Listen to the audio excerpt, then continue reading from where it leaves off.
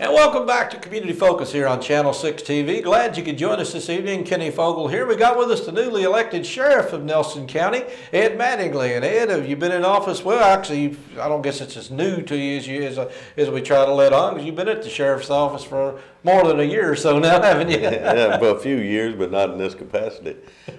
We've been working about a week and a half now, so it's coming along. We're getting some things done, and hopefully here in the next couple of months you'll be able to tell out in the public that we're doing things different. Well, before we get into what you're doing, I mean, obviously let's go into what you've done already. Obviously you've been a detective, you've been trained in law enforcement over the years, and in the sheriff's office. I mean, you've seen things that most of the average person don't see. I mean, and you Right. see some of the crime goes on in Nelson County, or you see some of the underlying stuff that goes on in Nelson County. How does that build? How does that make Ed Mattingly look when you look at I mean, you and I look at crime probably a little bit differently. Well, it's all relevant to who the victim is. If you if you're the victim of a crime, it's the most important thing in the world.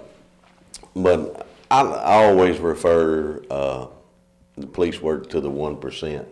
You know, we deal with a lot of people in the public, but the major stuff, you know, there's 1% of the public out there that hasn't caught up with the norm. You know, they're doing bad things, and lightning does strike twice in the same place sometimes. You know, it's a continual pattern. You see that through their life, the things that some of these people go through.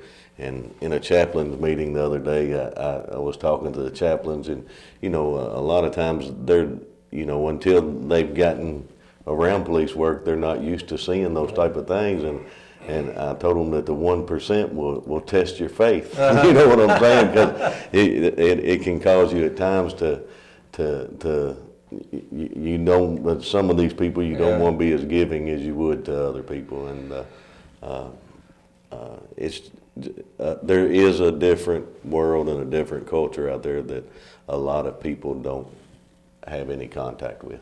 Well, I guess after you've been in this business so long, do you become numb to it to any degree, or do you I mean, you don't expect people to be bad, but you know what to look for? You know, at one point in my career when I was doing detective work, and I realized that it was time for me to make a move in a different direction, and I was working a sex case on a handicapped girl, and that had been taken advantage of, and I went in the bathroom and I started crying, and I thought, I've got to do something different. You know, so those detective positions, you have to be careful and not overwork, and you know, when you see that type of stuff. Not let it get personal. Right. And when you start, you know, you'll hear people say, "Oh, I don't take it home." They're not. They're lying. They're lying to you. You do take the stuff home, and the very thing that makes those guys good, they sit at home and they think about what the next move is that they're going to make. Yeah. But before you know it, it consumes you. Yeah. And you're sleeping with it, waking up with it, going home with it, and you got to be careful not to overdo it. And I always tell my guys that they need to have friends that aren't policemen, because when policemen hang out with policemen, all they talk about is policing. And if you can get friends outside the police culture, you need to get those guys, and it helps to where you're getting away from that type of work. Well, I'd say just like being a sheriff, obviously you're sheriff 24 hours a day. I mean, there's not really time off. I mean, you actually take time off, but still you're on call at any time. So you have to be able to switch into that, I guess, mentality is what it basically at any time. And you know, we're fortunate here in Nelson County, or I am as a sheriff, to have the number of people that we have to spread to spread that out. I think a lot of times about these sheriffs in these smaller counties that only have 2 or 3 deputies, 24 hours a day, 7 days a week. So I mean, the guys that work with me, they share some of that, and it's going to take a little bit, something major, before it works its way back to me. And we're getting those people in those places, and they're being assigned certain responsibilities, and they're working. We've had a lot of change in the department just in the last week and a half. Once those guys figure out how to do those tasks, Yeah. then things will start moving smooth. Well, obviously being a detective and being with the department for years has to give you a little insight as to, say, the drug situation or something. Because somebody like myself got elected sheriff. I mean, I'm going to come in. I know there's a drug problem. I know, but I've never haven't dealt with it day to day like you have, or maybe know how the operations work to some degree. And I'm going to come in a little in shock for a while. So that's something. If you basically having that background, you may be able to come into it. I'm sure you've been thinking of solutions over the years as you've been looking at the problem. We had I call it the think tank. Uh-huh. You know, we had a group of people that got together, prosecutors, a judge. Different police officers, our narcotics investigators, and we're looking at solutions to the heroin problem. Mm-hmm. And you know, at the end of the meeting, it's when you think of what all the things are that are stacked against you. You know, you can pull a child out of a home and send him to rehabilitation, but if he's coming back home to a parent that's doing heroin, what good if you know? I mean, it's a constant battle, and. You know, I always try to, you know, think outside the box. And, you know, in this day and time when you think about it, and it's according, you know, each generation thinks, oh, the generation behind them, oh, what are we going to do? What are we going to do? Yeah. But, you know, when you look at policing, it is the last institution that is still functioning very similar to the way it began. Yeah. In that it's the only one left that's actually using physical force to, if necessary, to get to a point. You know, your school systems are no longer using it. And there are people out there that those things have to be used. Yeah. And if you start taking it, I'm firmly against police departments going to no pursuit policies, and the only reason that they can have a no pursuit policy is because there's still agencies out there that will. Yeah. You know what I'm saying? If you end up with all the departments not pursuing, who's going to stop? I think the criminals have a pursuit policy. It was interesting that somebody was talking about it in Elizabethtown. You know, they've gone to a no pursuit policy and they're having 3 people a week run from them. Yeah. You know, I mean, there's no incentive to stop if you don't have to, you know. Well, that leads me to the next question. Obviously, you know, you're in a operations field, but there's the political people that are making a lot of decisions, whether it's in Frankfurt or Washington, D.C., and you've got to live with a lot of the laws they pass, and some of them don't have a law enforcement background. So that's it has to make it difficult for you at times to I use a police term, and handcuffs you a little bit. Right. Well, you know, I always, to go back to saying, think about outside the box, I always try to figure out what lobby did this law come from. And you'll see laws sometimes that really don't make a whole lot of sense, and you can tell plainly where they came from. Right. You know, I was talking with Anthony Orr, the school superintendent, the other day, and I was asking him about the dropout age being changed to 18. Right. You know, personally, I look at it as education as a privilege, and when they did that, they more or less made it a right. Right. You know, and I don't necessarily agree with it, but it can be argued. But I asked him, I said, where'd they come from? And he said the First Lady Brashear was the one that pushed that, you know.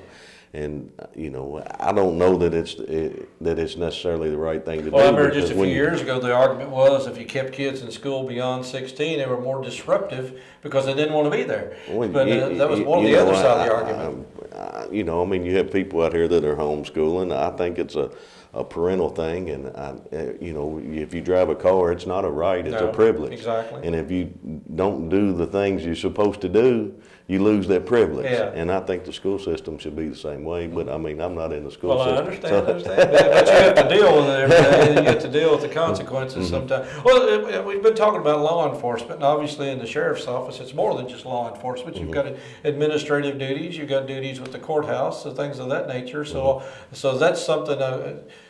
I don't know if you were involved in that much before, but now you've taken on additional duties. Yes. We had some retirements happen, and we put new people in those places. Kelly Littlefield's actually supervising the courthouse now. J.T. Fulkerson retired, and we've hired.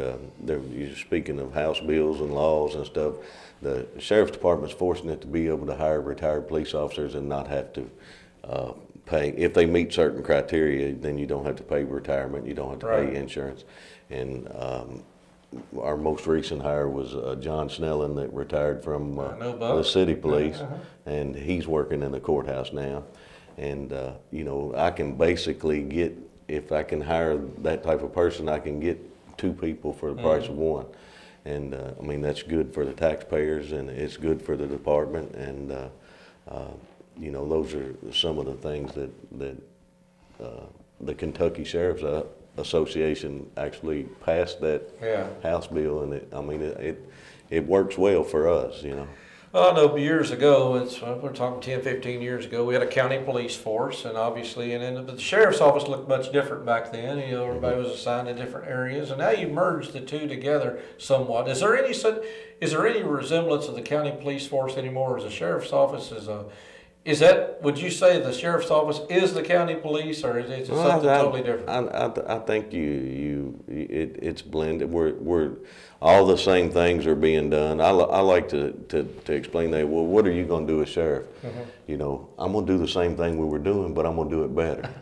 You know, I want to make everything more efficient. Each little thing in there, and we've got a list of tasks that we have to get done, and we're working on those right now. And different people have been assigned different tasks, and hopefully at the end, when we get that accomplished, which I'm looking for most of our stuff to be implemented by summertime, you should see a difference out on the street. You know, you got to take care of the internal problems, and then you'll see it from the outside, you know. I know you talked about it during the campaign, you're talking about putting more people actually out on the street. Is that part of the plan? And actually, I've been speaking with Judge Watts in fiscal court to try to get the funding for another position or 2.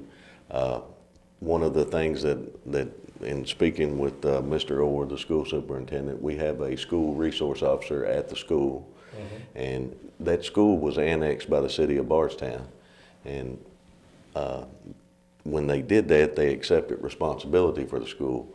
We never addressed the school resource officer coming from the sheriff's office. And so that was one of the things I met him with about, was that at the end of the school year, I'm going to pull that position back to the road unless they can fund it. And if the school system can fund the position, and then I can take the money that they pay and hire another officer or move that position back to the road. I had never thought about that, obviously. So that was a position, and some of the retirements we had, it probably freed up enough money to hire someone. And then normally we hire people that are already trained, and we're running close enough that if we miss one person, we miss them. You know, and so we immediately hire somebody that's already trained, and we're hoping that in the summertime we can get 2 more people, which with pulling the school resource officer position back, it will have 2 teams of 8 that are actually working the road, and they work opposite each other. If we could get 2 more, that would give us 9 and 9, and that would pretty much, you know, I think that's fair, and it's easy for us to schedule vacations and training, and if you have enough people to cover. How important do you think it is to have officers actually out in the community? It's very important. You know, our officers are not under the same they don't have the same job duties as your city police officer.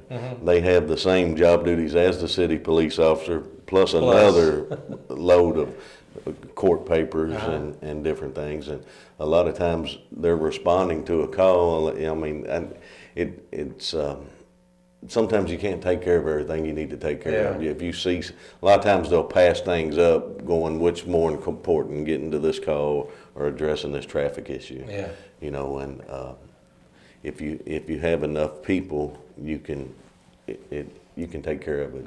It's a whole lot easier. Well, you mentioned city police. Everybody has their jurisdictions, obviously, and I know, but you have to work together on certain things. I know right now the state police obviously is a jurisdiction with the Ellis case and also the Netherland case, but still at the same time, you're not totally not involved, though. I mean, I'm sure there's some things you're still involved with on both those cases. Right. And you know, we met with Captain David Millay the state police post, who was the commander of the post in E-Town. And Chief McCubbin and I had lunch with him yesterday after the press conference, and we're going to meet again next week and try to come up with some kind of plan where we can work together. The state police have notoriously been, they're inclusive. You know, they're willing to accept your information, but they're not willing to give you anything back. Well, not really willing. If we get information, we pass it to them, but there's really no way that they can accept us as doing part of the investigation. You know, and I don't want to step on what they're doing, nor do they want to step on what I'm doing. Right. But, you know, we were talking about that this case is much different than any other case. Yeah. That, you know, granted, any murder is important, but this case has, it's different. And, you know, and when you've got to be willing to bend when you have different, something different come along.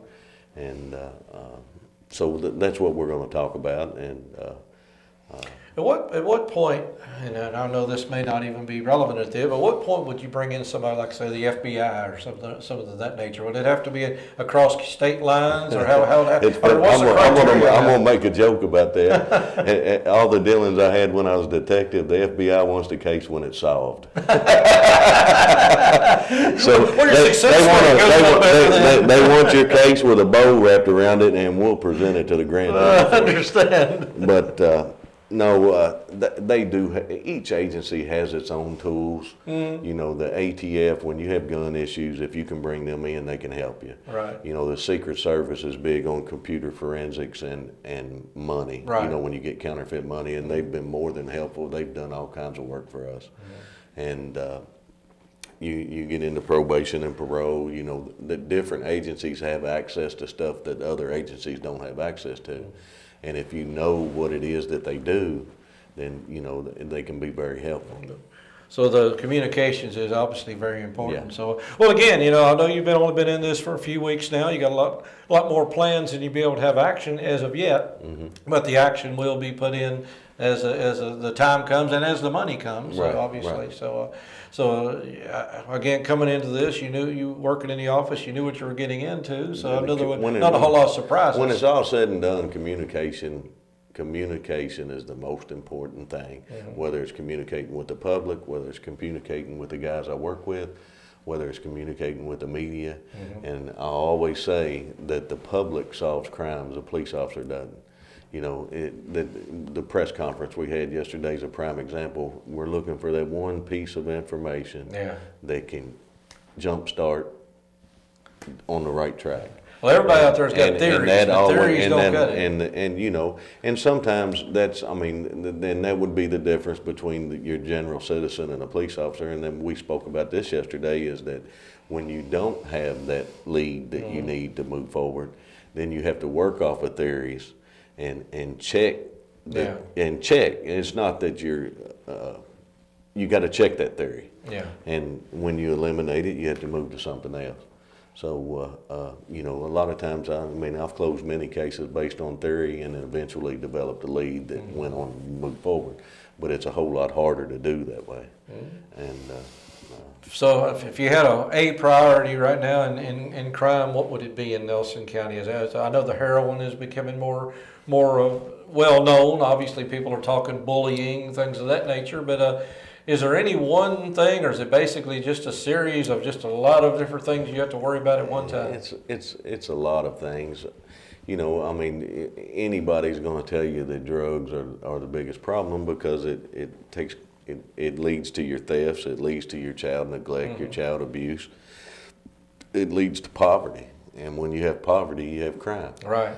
And you know, so if you could eliminate that, in theory, it would be great. In reality, it's not there. Yeah, exactly. And you have to have your court systems and everybody on the same page. And I've always said that if the general public knew exactly how everything was functioning, they wouldn't be happy with it. Yeah. But it all has to be financed. Yeah. So everybody even the judges, the court systems, the jails, everything has to be paid for, and you have to be willing to put that money up Right. if you want those Well, if things one to part be of that in place. falls apart, if they can't afford to house a prisoner, or if the judge decides that you've got a weak case, then obviously everything falls apart. The cost of housing a prisoner is almost ridiculous. Mm-hmm.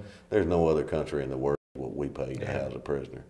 And if you want to house more prisoners, you're going to have to reduce that cost. Yeah.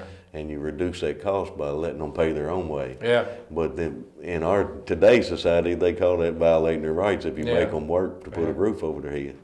So I mean, those are all things that we're going to have to. We have to sacrifice one to get the other. So I don't know. I don't have the easy answer. You just find the criminals and put them there, and let the political system take care of the rest of it. Well, Sheriff Ed Mattingly, we do appreciate you being here today, and like I said, hopefully we'll have you back more often. If there's anything that you ever want to come to join us for, to put out a plea to the public, if you're looking for information on something or just wanting to implement a new program or something, feel free to stop in here and let us know, because I'm sure people are very interested in knowing what's going on with their law enforcement, because it's a very important thing you're doing now. We do appreciate everything you're doing for us. All right. Well, thank you, Kenny. Well, thank you very much. We appreciate you tuning in for Community Focus, and thank you for tuning in this evening. We'll have more Community Focus coming up every week right here on Channel 6 TV. For Community Focus, all of us here, this is Kenny Fogle saying take care, everybody. We'll see you next time on Community Focus, Channel 6 CKTV. Take care.